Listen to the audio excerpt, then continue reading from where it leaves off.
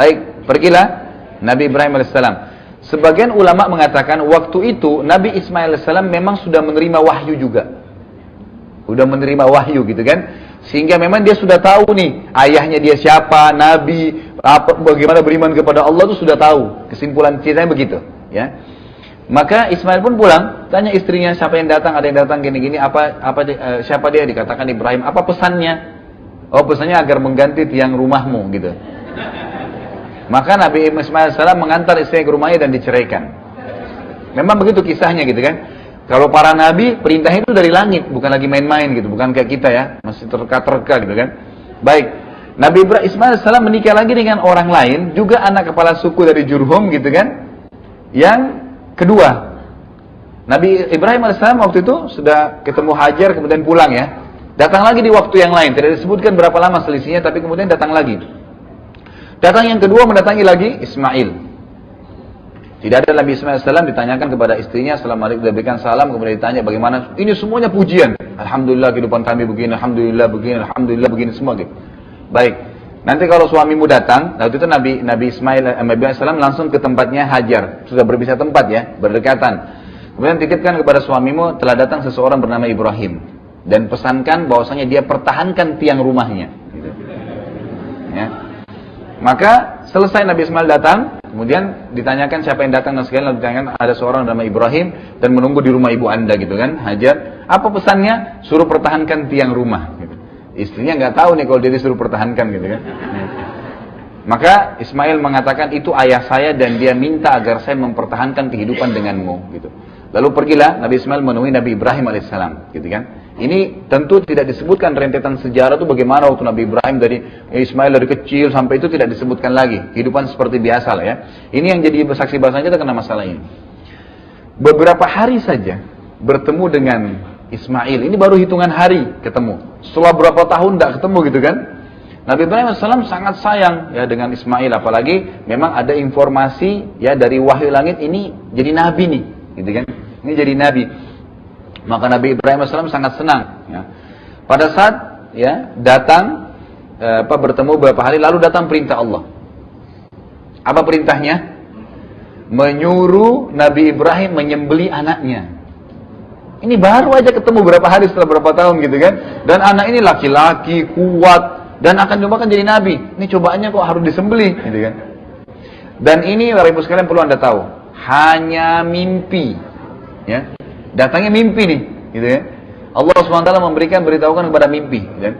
Dan perlu Anda ketahui Nabi Ibrahim alaihissalam dan semua nabi, semua manusia belum pernah bertemu dengan Allah. Itu poin penting, ya. Jadi kita ini harus menyadari bukan cuma kita yang tidak pernah lihat Allah, para nabi pun tidak lihat Allah Subhanahu Wa Taala. Memang tidak lihat, gitu kan. Nah, makanya di sini waktu datang perintah pun untuk menyembelih anaknya itu cuma mimpi. Melihat ada perintah bahwasanya disuruh sembelih Ismail. Apa yang terjadi? Kita dengarkan kisahnya. Disebutkan dalam Al-Quran. Dalam surah Shafat, urutan 37 ayat 102 sampai 111. Ya, Shafat, urutan 37 ayat 102 sampai 111 yang bunyinya A'udzubillahi minasyaitonirrajim. Falamma balagha ma'ahu as-sa'ya qala ya bunayya inni ara fil manami anni adhbahuka fanzur madza tara. Qala ya abati if'al ma tu'mar. ستجدني إن شاء الله من الصابرين فلما أسلم وتلاه للجبين وناديناه أي يا إبراهيم قد صدقت الرؤيا إنا كذلك نجزي المحسنين إن هذا لهو البلاء المبين وفضيناه بذبح عظيم وتركنا عليه في الآخرين Salamun ala Ibrahim, kadzalika najzil muhsinin, innahu min ibadinal mu'minin. Terjemahannya. 102 maka tak kala anak itu sampai pada umur sanggup ya, maksudnya si Ismail. Berusaha ya bersama-sama dengan ayahnya Ibrahim. Ibrahim berkata, "Hai anakku, ya, sesungguhnya aku melihat dalam mimpi bahwasanya aku menyembelihmu. Maka fikirkanlah apa pendapatmu." Artinya berikan saya apa pendapatmu. Di sini ulama tafsir mengatakan kalau Ismail belum kenal Allah, nggak mungkin dia spontanitas mau menerima gitu kan. Tapi justru karena dia sudah diterima wahyu, dia juga adalah ternobatkan jadi nabi gitu kan, maka dia siap, dia tahu gitu.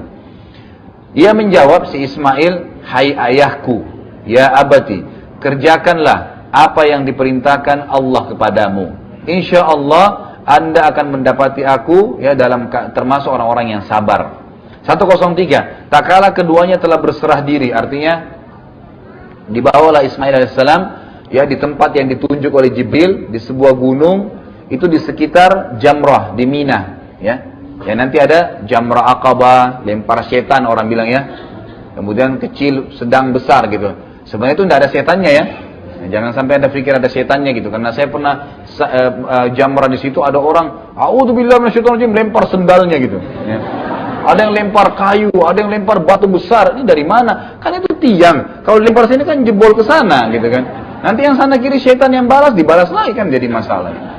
Jadi nggak ada sebenarnya, dan itu cuma diambil kerikil kecil, sunnah saja. Karena Nabi Ibrahim alaihissalam pada saat membawa anaknya menuju ke tempat sasaran di Mina itu, yang Allah suruh, itu kan untuk diletakkan ada sebuah batu, itu pada saat ditaruh, setan datang menggoda agar tidak dilaksanakan itu. Maka Nabi Ibrahim alaihissalam membaca Isra dan melemparnya ya 7 kali, 7 batu kecil, gitu kan, dilempar ke setan tersebut. Ini atas perintah Allah. Kemudian di tempat yang lempar setan kecil, sedang, besar, kemudian baru di lokasi sekitar situlah ada penyembelihan Nabi Ibrahim, Nabi Ismail alaihissalam. Tapi tentu tidak terjadi nanti ya. Kata Allah SWT 103, tak kala keduanya telah berserah diri. Nabi Ibrahim sudah akan niat menyembelih anaknya karena perintah Allah. Nabi Ismail sudah nyerahkan dirinya, baik sembelihlah saya kalau memang Allah yang suruh gitu kan. Dan Ibrahim membaringkan anaknya ya, di atas pelipisnya, jadi sudah diletakkan dan diangkat dagunya, akan disembelih lehernya gitu. Sudah jelas, udah jelas sekali gitu, sudah nggak ada lagi ya keraguan ya. Nyatalah kesabaran keduanya ya. Allah sudah tahu kesabaran keduanya. Maka kami panggil di 104, maka kami panggil dia Ibrahim, wahai Ibrahim, melalui Jibril alaihissalam. 105, sungguhnya engkau telah mempercayai mimpi itu, artinya perintah untuk disuruh menyembelih. Sesungguhnya demikianlah kami memberi ya balasan bagi orang-orang yang berbuat kebaikan. 106, sesungguhnya itu benar-benar suatu ujian yang berat. Cuma lihat mimpi saja, tapi karena seorang nabi harus percaya gitu kan ya. 107, dan kami tebus anak itu dengan seekor sembelihan yang besar. Ini asas daripada sembelihan Idul Adha gitu kan ya. Lalu dikatakan 108, kami abadikan apa itu untuk Ibrahim pujian tadi di kalangan orang-orang yang datang kemudian. Apa maksudnya? Kata ulama seperti kasusnya Hajar tuh. Selama orang sa'i, Hajar panen pahalanya. Selama Idul Adha ada, Ibrahim dan Ismail panen pahalanya. Gitu kan. Jadi hikmah imaniyahnya di situ, gitu kan. Jadi karena dikerjakan karena Allah, maka akan berbekas. Dan subhanallah, tidak ada sesuatu yang dikerjakan karena Allah kecuali akan ada bekasnya dan rentetannya sangat besar gitu. Itu cukup banyak contoh dalam masalah seperti ini. 109, yaitu ya Allah akan abadikan tadi kesejahteraan dilimpahkan kepada Ibrahim. 110-nya demikianlah kami memberikan balasan bagi orang yang berbuat baik. 111, sungguhnya ia termasuk hamba-hamba kami yang beriman, hamba-hamba kami yang beriman. Lalu setelah itu ya, mulailah ada beberapa rentetan ibadah haji nih kan gitu. Ada perintah lain yang datang. Perintah lain itu adalah menyuruh Allah SWT menyuruh membangun Ka'bah. Menyuruh membangun Ka'bah ya. Jadi sudah ada rentetan tadi, udah mulai Nabi Ibrahim tinggal di Mekah, anaknya mau disembelih terus kemudian tidak jadi, udah selesai. Jadi ada tadi sa'i sudah selesai zaman Hajar tadi. Kemudian ini juga kasusnya persembelihan sudah ada. Tinggal masalah Ka'bah nih, tawaf gitu kan. Maka Allah SWT memerintahkan Nabi Ibrahim AS untuk membangun ya Ka'bah itu sendiri. Jadi Ka'bah sudah ada asasnya. Lalu Nabi Ibrahim AS dan Nabi Ismail mulailah membangun Ka'bah itu. Mulai membangun Ka'bah, bekerja sama. Hanya 2 orang saja ya. Jadi di sini kebanyakan mereka berdua saja yang membangun karena perintah wahyu begitu. Dan ini pendapat yang paling rajih. Tidak dilibatkan masyarakat Mekah waktu itu. Jadi mereka berdua aja membangunnya. Meletakkan batu demi batu, ya di situ. Tentunya batu pada saat itu sangat sederhana ya. Jadi tanah liat yang dibasahin, kemudian dicetak, ya kayak kita dibentuk aja, dikeringkan, udah. Jadi bisa runtuh ya setiap saat. Maka dibuatlah batu-batu seperti itu, kemudian disusunlah. Dan yang kita tahu ada makam Ibrahim, ya, tempat telapak kaki Nabi Ibrahim. Itu bukan apa-apa ya Bapak Ibu sekalian, jangan jadi jahil di sini ya konsepnya, karena banyak orang menganggap itu sakral lah ya. dibungkus dengan kubah emas, bisa dipegang-pegang lah, ada berkahnya, itu tidak ada sama sekali. Itu hanya sekedar telapak kaki Nabi Ibrahim. Dalam sirah disebutkan, Nabi Ibrahim alaihissalam waktu sudah membangun Ka'bah, setiap sudah mengatur batanya gitu kan, itu beliau mundur untuk melihat ini sudah stabil belum bangunannya gitu. Hanya itu saja gitu kan. Kenapa dikekalkan oleh Allah Subhanahu wa taala? Karena ketulusannya Nabi Ibrahim. Jadi orang bisa kenang, ini dia dulu kerjain bangun Ka'bah karena Allah yang perintahin gitu kan. Jadi ini ketulusan, maka Allah kekalkan. Salah satu perilaku dikekalkannya, tidak ada orang yang tawaf, umrah atau haji kecuali harus sholat dua rakaat di belakang makam Ibrahim, gitu kan? Itu bagian daripada keharusan, ya, daripada tawaf itu sendiri. Kalau orang haji dan umrah, gitu kan, maka dia harus sholat di belakang. Dan sholat di belakang makam Ibrahim, Bapak Ibu sekalian, tolong ditibratkan ini, tidak harus di belakangnya pas. Sampai ke tempat sa'i di belakang itu tempat sholat 2 rakaat. Jadi jangan motor di tempat tawaf sehingga kepalanya diinjak-injak oleh jemaah haji gitu kan. Ya nggak usah dipaksain gitu kan. Jadi pointernya tidak perlu memaksakan hal seperti ini. Jadi cukup saja seperti itu ya. Maka apa yang terjadi ya? Setelah dibangun Ka'bah, selesailah itu, lalu ada wahyu datang kepada Nabi Ibrahim alaihissalam. Perintahkanlah, ya, kumandankanlah agar orang-orang datang mengerjakan haji. Kan gitu. Perintahkanlah agar orang-orang datang mengerjakan haji. Kapan itu mengerjakan haji? Bagaimana rukun-rukun syaratnya? Ada dalam suhuf Ibrahim, tapi tidak dirincikan dalam riwayat kepada kita bagaimana pada saat itu, ya, perilaku apakah sama dengan kita mutlak sekarang atau tidak. Tapi jelas sa'i, tawaf gitu kan, di Ka'bah, kemudian jamrah, sembelihan, itu semua bagian daripada ajaran Nabi Ibrahim alaihissalam di zaman itu, syariatnya. Karena Al-Quran datang menyempurnakan syariat-syariat sebelum kita. Ada yang ditarik menjadi hukum kita, ada yang tidak gitu kan. Ada yang sudah terhapus. Maka Nabi Ibrahim AS menjawab, ya, kepada Jibril, Anna yablugh sauti, bagaimana bisa suaraku ini sampai manggil orang? Karena ini perintah Allah, manggil orang seluruh dunia. Gimana bisa? Suara saya bisa sampai, nggak bisa gitu loh. Maka kata Jibril AS dalam riwayat sahih ini, ya, cukup bagimu ma'alaika dal balagh, cukup bagimu menyampaikan saja. Cari tempat yang tinggi, teriak, ayo haji gitu. Udah, nanti Allah punya tugas nyampein. Gitu ya. Maka Nabi SAW patuh. Naik ke tempat, ada beberapa asal yang mengatakan di Arafah tuh, ya. Dikatakan orang Jabal Rahmah, gitu kan. Naik kemudian ngangkat suaranya dengan keras, gitu kan. Haji gitu. Maka suara Nabi Ibrahim AS dibawa dengan izin Allah SWT ke seluruh pelosok muka bumi ini. Dan semua orang yang hidup pada saat itu datang ke Mekah, ya. Yang beriman kepada Allah datang ke Mekah untuk haji. Itu Allah SWT ceritakan di dalam surah Al-Hajj. Ayatnya ayat 27, ya.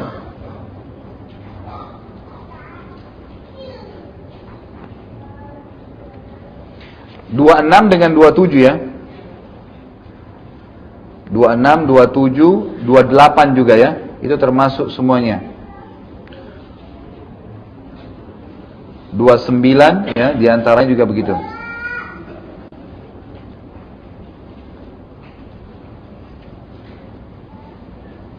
Baik, saya bacakan a'udzubillahi minasyaitonirrajim. Kita mulai dengan ayat 26. Wa idh bawwa'na li Ibrahim makanal baiti alla tusyrik bi syai'an wa tahhir baiti lit-ta'ifina wal qa'imina war ruk'is sujud. Ya. Di ayat 26-nya ya. Di sini dikatakan, dan ingatlah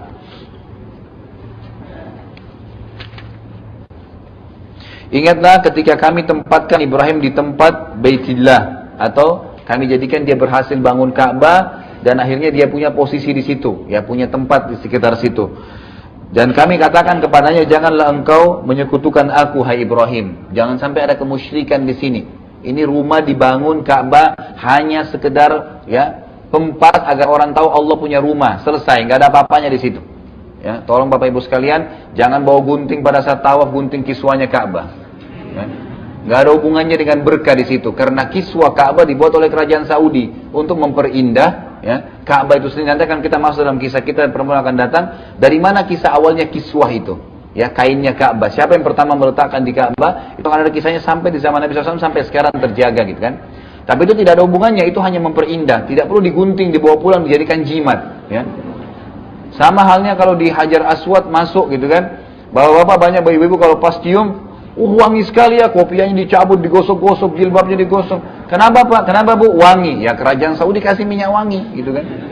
Nggak ada hubungannya di situ. Makanya Umar bin Khattab mengatakan pada saat melihat Hajar Aswad, beliau mengatakan dengan suara yang keras. Demi Allah, dengan suara keras di musim haji gitu kan.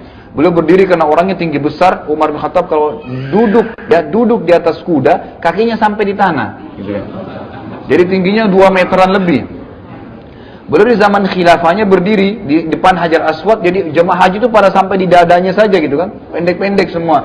Jadi beliau berteriak dengan suara keras. Beliau mengatakan, demi Allah, hai Hajar Aswad, Hajar Aswad, saya tahu kau hanya batu biasa.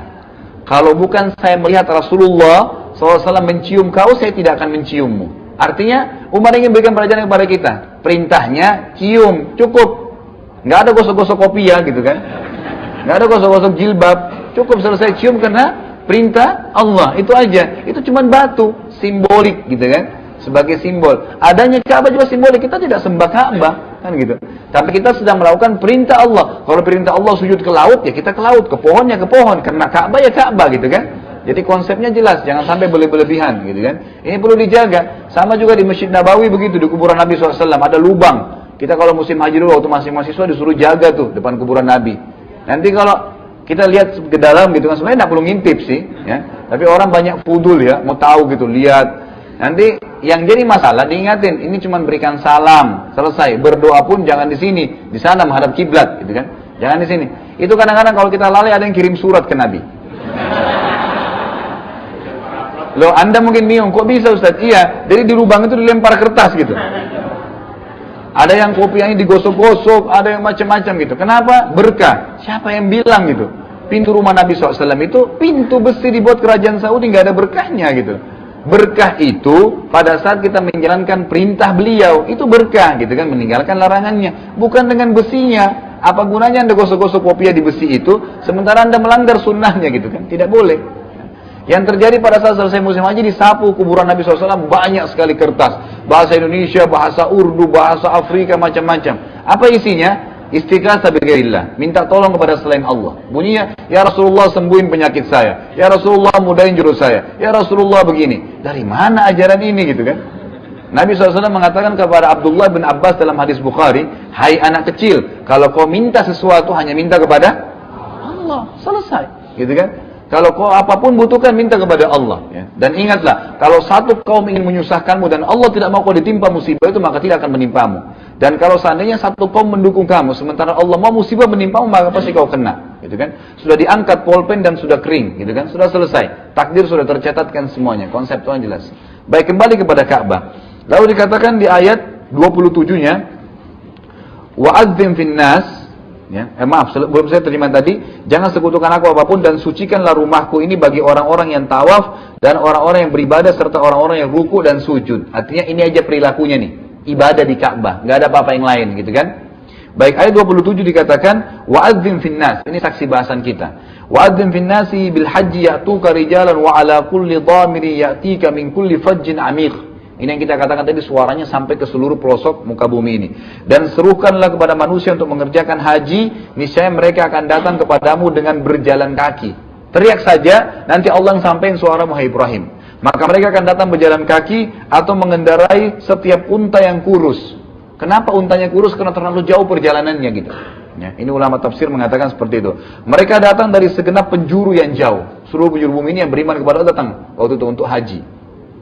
Ayat 28, liyashhadu. Apa gunanya mereka dipanggil haji? Liyashhadu, ya, manafi'a lahum wa yadhkuru ismallahi fi ayyamin ma'lumatin ala ma razaqahum min bahimatil an'am fakulu minha wa at'imul ba'isa al-fakir, ya.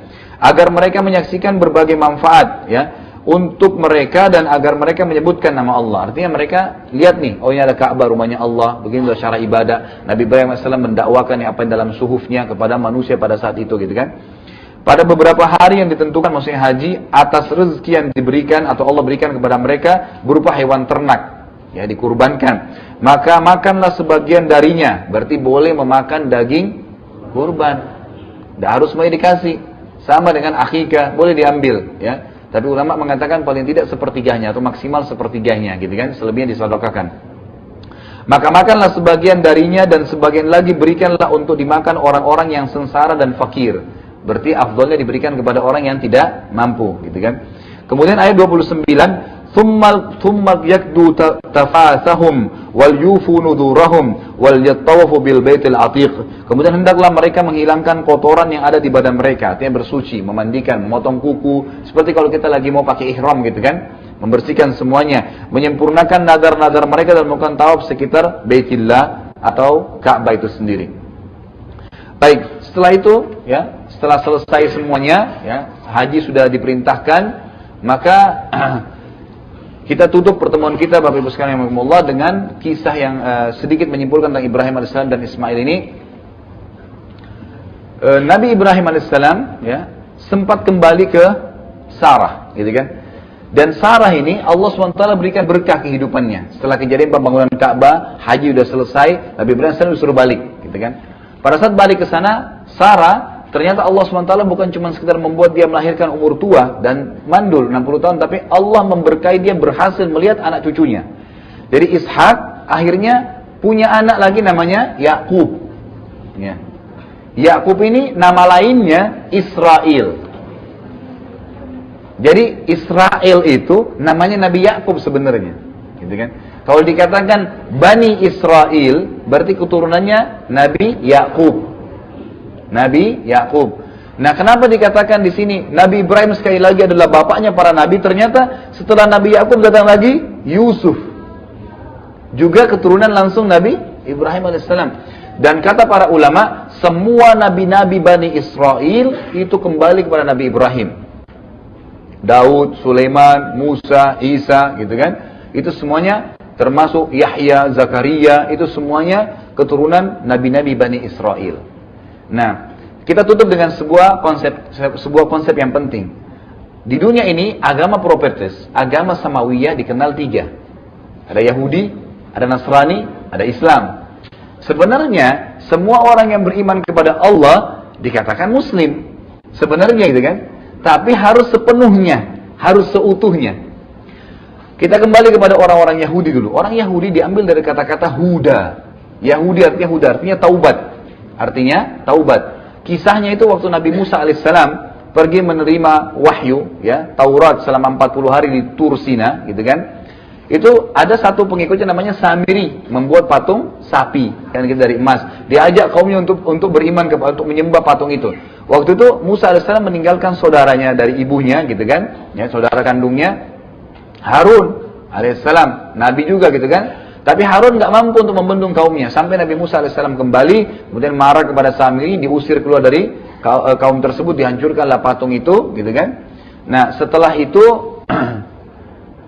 setelah dihancurkan patung tadi, ya, maka Nabi Musa alaihissalam, ya, lalu memerintahkan, ya, Bani Israel untuk bertobat kepada Allah Subhanahu Wa Taala. Maka mereka semua mengatakan Inna hudna ilaik. Kami semua bertaubat kepada Allah. Kata-kata hudna, huda, itu adalah akar kata Yahudi. Jadi Yahudi sebenarnya artinya bertaubat. Artinya bertaubat, diambil dari kata ini. Bertaubat dari penyembahan berhala tadi, gitu kan?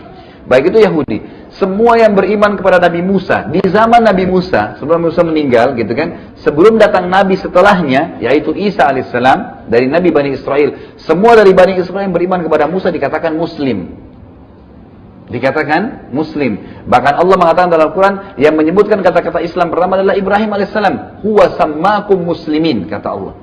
Ibrahim yang memberikan nama kalian orang-orang yang beriman atau berislam, menyerahkan diri kepada Allah. Setelah Nabi Isa alaihissalam datang, maka siapapun yang hidup zaman itu dari Bani Israel saja, kan gitu. Dari Bani Israel, karena ini adalah nabi-nabi Bani Israel. Sebenarnya sudah banyak dari keturunan Nabi Yakub alaihissalam. Yang tidak beriman kepada Isa dikatakan kafir, walaupun pengikutnya Nabi Musa. Kenapa? Dan dikatakan lagi dia Muslim, karena memang dia menolak Nabi yang diutus oleh Allah setelahnya. Kita harus beriman kepada itu juga, gitu kan? Tapi yang hidup di zaman itu. Maka semua yang beriman kepada Nabi Isa dan nabi-nabi sebelumnya, Musa dan seterusnya, gitu kan?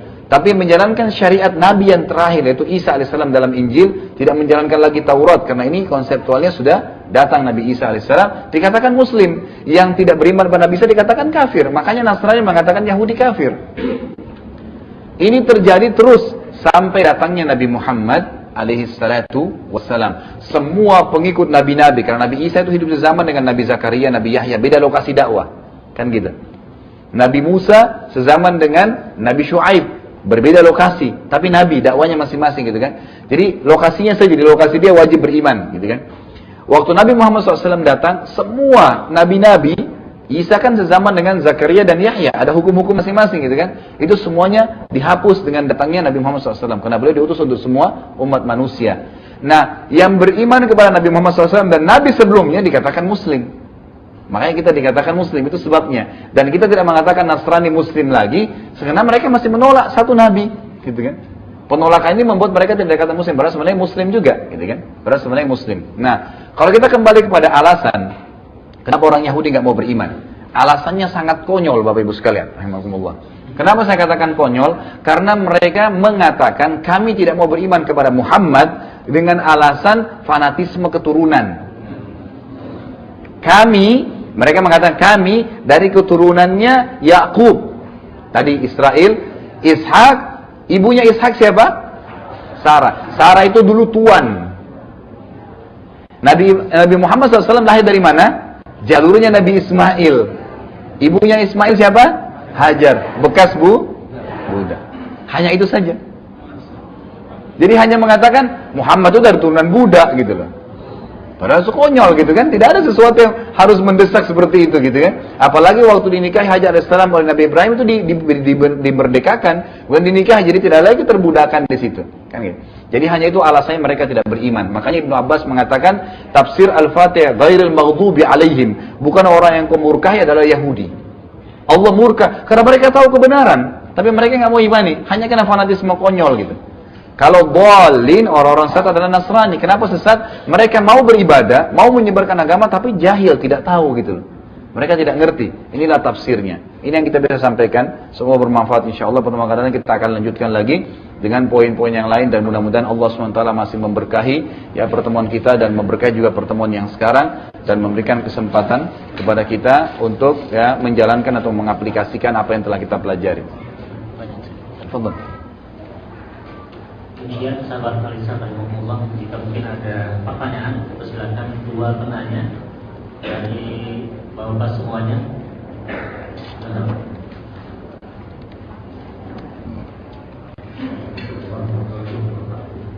Waalaikumsalam. Di satu tayangan televisi saya melihat bahwa ada seorang petani di suatu pedesaan. Menurut pengakuannya, malamnya dia bermimpi untuk disuruh menggali tanah di halaman rumahnya. Kemudian besoknya dia menggali halaman rumahnya, memang ditemukan benda-benda berupa yang saya tanyakan, apakah mimpi ini datangnya dari Allah Subhanahu wa Ta'ala? Terima kasih atas penjelasan. Baik. Kalau kita berbicara tentang mimpi, maka mimpi ada dua macam. Ibnu Sirin rahimahullah menjelaskan, seorang tabi'in yang masyhur, mimpi itu ada dua, ada ru'yah, ada hilm. Ada ru'yah, ada hilm. Seperti ru'yah hilal, melihat bulan gitu kan, istilah ru'yah. Bukan ruqyah. Ruqyah mengobati orang yang sedang kesihiran dan keracunan gitu kan. Ruqyah pakai qaf. Kalau ini pakai hamzah, ru'yah ya. Kata Nabi SAW, ru'yah as-sadiqah, ar-ru'yah as-sadiqah ya. Jadi mimpi yang benar itu bagian daripada atau cabang daripada mukjizat para nabi. Jadi ada sebenarnya mimpi yang benar dari Allah Subhanahu wa Ta'ala. Itu dulu poinnya. Tapi syaratnya kata para ulama, orang itu memang dekat dengan Allah. Sehingga memang betul-betul dalam konsep yang benar ya. Sesuai Al-Quran dan Sunnah, memang wahyu. Maka dia bisa mimpi. Misalnya dia mau haji tahun ini, dia mimpi dia pakai ihram misalnya. Dia mimpi melihat Ka'bah. Ya, ternyata akhirnya dia pergi haji tahun itu. Allah mudahin. Itu contoh. Ada kerabatnya yang mau datang, mungkin dia lihat, memang benar terjadi, kan gitu.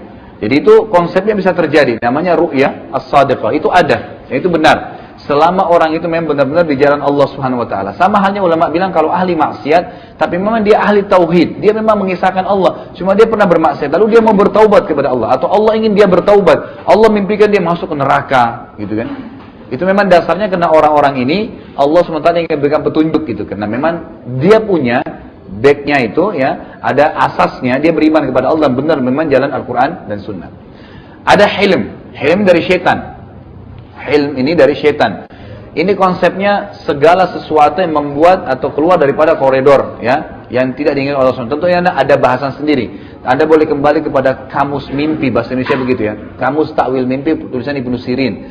Itu beliau sebutkan di situ, cara membedakan antara ruqyah dengan hilm adalah ketakwaan kepada Allah dan kemaksiatan seseorang, gitu kan? Kalau orang itu memang sering kedukun, sering memang berbuat amal-amal yang melanggar hukum Allah SWT, maka yang sering datang hilm.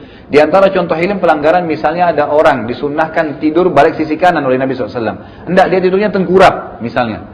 Maka itu akan mimpi yang tidak nyaman, pastinya. Dan Nabi SAW sudah memberikan gambaran, kalau orang mimpi tidak baik, maka dia terkaget tengah malam, dia membaca isti'adzah. A'udzubillahi minasyaitonirrajim, lalu meludah 3 kali ke sebelah kiri, dengan tiupan. Ya. Seperti orang meruqyah, itu meniupkan angin kecil ke sebelah kiri tangannya, dan kemudian balik posisi kanan kembali. Itu posisi kanan. Itu kalau mimpinya tidak baik, gitu kan. Baik, kalau ditanya tadi, kira-kira ada orang mimpi, kemudian dia mimpi depan rumahnya ada harta tersembunyi misalnya, apakah itu benar dari Allah? Kembali kepada orang ini. Kata ulama ini pekah sekali membedakan. Kalau dia adalah orang yang memang beribadah kepada Allah Azza wa Jalla, kita tidak tahu bentuk ibadahnya kepada Allah, tapi mungkin memang dia jaga sholat malamnya, memang dia suka membantu orang, dia sabar dalam cobaan kehidupannya, gitu kan. Tidak ada pelanggaran syirik, bukan orang yang biasa pergi ke kuburan, menggunakan jimat, maka itu berarti memang dari Allah Subhanahu wa taala. Allah yang memberikan kepadanya rezeki. Tapi kalau orang ini ahli maksiat, kemudian tiba-tiba dia mendapatkan itu, bukan mustahil kata para ulama, itu cara syaitan agar dia nanti lebih membuat kekufuran, ya. Sebagaimana kata Nabi SAW dalam sebuah hadis yang sahih, kalau seandainya engkau melihat ya nikmat berlimpah pada seorang hamba sementara dia bermaksiat, maka ketahuilah dan sadari itu adalah tadarruj, tahapan azab yang Allah sedang turunkan kepadanya gitu. Sama halnya cukup banyak syaitan ya. Jadi syaitan itu bukan cuma menggoda Anda jangan berzina atau suruh berzina, jangan sholat, tidak. Kadang-kadang dia masuk ke dalam kehidupan sosial kita, kehidupan sehari-hari. Misalnya, di Indonesia kan ada terjadi begitu tuh. Tiba-tiba ada anak-anak dianggap ya indigo, bisa mengobati orang sakit. Ada batu keramat ditaruh di air bisa nyembuhin orang. Ini demi Allah permainan syaitan. Ya, ini permainan syaitan. Ini sudah bukan lagi rahasia umum di antara para ulama, dan Anda kalau kembali ke buku-buku hadis. Kenapa? Karena syaitan ingin menunggangi anak itu tanpa dia sadari, gitu kan, sehingga menyembuhkan orang, gitu. Dan syaitan itu, Bapak Ibu sekalian rahimakumullah, bisa mengangkat penyakit Anda ya. Misalnya dia tahu nih ada batu di tubuh Anda, bisa dilakukan. Makanya para dukun-dukun tuh memegang, narik batunya ini sembuh tiba-tiba. Itu dukun, gitu kan. Dan di Indonesia ini kita sangat sayangkan sekali, cukup banyak orang yang berkedok ustadz dan kiai tapi dukun, gitu kan. Itu luar biasa itu. Mereka menggunakan ayat Al-Quran. Dari mana contohnya? Demi Allah Bapak Ibu sekalian, kata para ulama, kalau ayat Al-Quran ya dihapus 1 huruf saja atau ditambah 1 huruf sudah bisa digunakan untuk jadi alat sihir. Contoh, ayat Quran dibaca, dipotong pakai bahasa daerahnya, masukin nama, hapus sehuruf, tambah sehuruf, tambah ayat, maka ini sudah bukan ayat Al-Quran mutlak. Walaupun dia asal lafadznya lafadz Al-Quran, berubah, itu bisa digunakan untuk alat sihir. Makanya cukup banyak orang tidak sadar, dia lakukan sihir, dia katakan itu baca Al-Quran kok, baca ayat kok, berdoa dalam bahasa Arab kok, gitu kan. Padahal sebenarnya itu bukan sama sekali. Itu sudah berubah. 1 huruf, apalagi kalau sudah 1 kalimat, gitu kan, dipenggal-penggal. Apalagi kalau bacanya nggak benar, gitu kan, jadi kacau semua, gitu kan. Jadi itu berbahaya sekali. Harus hati-hati tentang konsep-konsep seperti ini. Kembali ke pertanyaan tadi, intisarinya, kalau memang dia ahli ibadah, bi'idznillah ta'ala itu Allah ingin memberikan rezeki kepadanya, gitu kan. Tapi kalau dia ahli maksiat, maka itu berarti tadarruj, atau bisa saya ditunggangi oleh syaitan la'anatullah alaih yang masuk dalam kehidupan kita sehari-hari, gitu. Waalaikumsalam. Lihat dari identitas dan pelajaran tadi bisa bagaimana dihajar kalau Ismail dan Ibrahim. Oke, dia mengandung ada etos jihad ya pelajaran. Jadi menegakkan nilai ajaran Alkitab itu dalam dirinya dan di luar dirinya. Nah, artinya ada ahlul karimah dari mereka itu. Ahlul karimah itu ada ahadun minallah, ahadun minannas. Pada 2 sisi mata yang tidak bersatu. Nah, yang jadi pertanyaan pada umat sekarang saja. Hilang itu etos dia, seperti bangsa-bangsa negara itu hanya punya etos kerja, sehingga materinya besar, mewah dan sebagainya, tapi kosong dari dia, sehingga mereka hanya materi tapi jiwanya tidak ada belum minallah dan tidak ada usaha. Nah, sekarang umat Islam ini itu hilang Ustaz, sehingga sangat terpuruk Ustaz. Bagaimana kita mengembalikan suatu etos jihad yang seperti Nabi Muhammad dan para sahabatnya juga, bagaimana Umar dulu yang tadinya seorang yang bisa menggunakan lalu menjadi ashabul kalimah, dan sahabat-sahabatnya yang lain. Nah sekarang umat sekarang jadi hilang etos jihad, pendengar bukan bisa ahli benar, pendengar nilai akun dan begitu. Iya. Saya hampir ada ayat di Al-Quran kalau Rasulullah minta jihad atau sudah dicuekin bisa. Tidak ada etos pendengar Al-Quran itu. Bagaimana? Jadi konsepnya begini sebenarnya. Islam itu tidak akan pernah berubah, Bapak Ibu sekalian rahimakumullah. Islam tidak akan pernah berubah. Islam itu akan terus sama. Biasanya yang berubah itu individunya, muslim-muslimnya gitu kan. Nah, kita tidak boleh menarik tolok ukur tentang perubahan Islam itu dari perilaku individu ini. Kalau tadi kita tarik misalnya kasusnya Bapak ini, kalau kita masuk ke komunitas yang memang dasarnya jauh dari agama, maka kita akan temukan seperti kasus tadi. Misalnya memang di komplek perumahan ini memang orang nggak pernah hadir pengajian, memang nggak jaga sholat, memang nggak jaga ibadah kepada Allah, maka akan ditemui kasus tadi. Tapi kalau Bapak ikut dalam komunitas yang lain, memang mereka melakukan perintah agama gitu kan, pasti mereka akan jenguk orang yang sakit, mengantar jenazah, karena mereka tahu ada fadilah, ada janji di situ. Kalau saya melihat Allahu alam, sebenarnya secara umum umat Islam ada begini, ada dua komunitas ini. Jadi pada saat kita masuk di sini maka kita bukan seperti itu, di sini juga begitu. Kalau yang kita fokus ke orang-orang tadi yang tidak menjalankan aplikasi syariat, tinggal masalahnya satu, kembalilah kepada agama gitu kan. Kalau mereka kembali kepada agama sudah jelas, kita sudah punya Al-Quran dan Sunnah yang mengajarkan itu. Semua perilaku kebutuhan kita dipenuhi oleh Allah Subhanahu Wa Taala. Konseptual meyakini hanya Allah SWT Tuhan alam semesta yang menciptakan langit, bumi, udara, air, malaikat, jin, manusia, segala macam adalah Allah.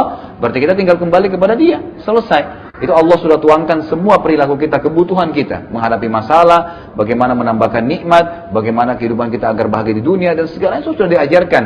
Ya, pada saat kita ada masalah, hadapi dengan sabar. Pada saat kita sedang dibutuhkan kejujuran, kita jujur. Pada saat segalanya, kita lagi ada masalah dengan orang, memaafkan. Semua sudah diberikan konsep-konsepnya. Tinggal bagaimana aplikasinya. Jadi kita simpulkan adalah, kalau kita ingin memang secara keseluruhan umat ini tiba-tiba berubah gitu kan, itu memang butuh waktu yang besar. Tapi dengan izin Allah SWT, saya yakin setiap kali Bapak Ibu hadir di sebuah majelis taklim, contoh seperti kita ini dan yang lainnya, pasti pulangnya ada membawa sesuatu, gitu kan? Bayangkan kalau setiap taklim Anda hadir, maka akan terus bertambah dan pasti akan membawa perubahan. Yang tidak membawa perubahan memang kalau tidak pernah ada sama sekali upaya untuk menambah ilmu. Ingat, tidak akan masuk surga kecuali dengan iman, tidak akan ada iman kecuali dengan ilmu. Jelas, nggak mungkin. Tiba-tiba iman kita jadi orang kalau sholat yang tidak punya ilmu itu biasanya Allahu Akbar. Kenapa? Mau masukin kata Allah dalam hatinya. Gimana caranya gitu? Nggak mungkin terjadi itu kan. Tapi Allahu Akbar, sudah. Dengan ilmunya apa nih? Siapa itu Allah? Bagaimana kita mengenal Dia? Nanti kan terbawa ke arus itu sebenarnya. Bukan dengan mencari tahu, dengan kejahilan. Jadi harus dengan ilmu. Allahu a'lam, mungkin begitu. Demikian jamaah sahabat Arisan dan Allah kita ucapkan terima kasih jazakumullah khairan kepada Ustaz Khalid yang sudah memberikan ilmu kepada kita sangat luar biasa. Semoga memberikan kemanfaatan bagi kita semuanya, keuntungan dan lebih kita mencintai para Rasulullah Muhammad SAW dan mendekatkan diri kita kepada Allah Subhanahu Wa Taala. Kita akhiri dengan doa majelis.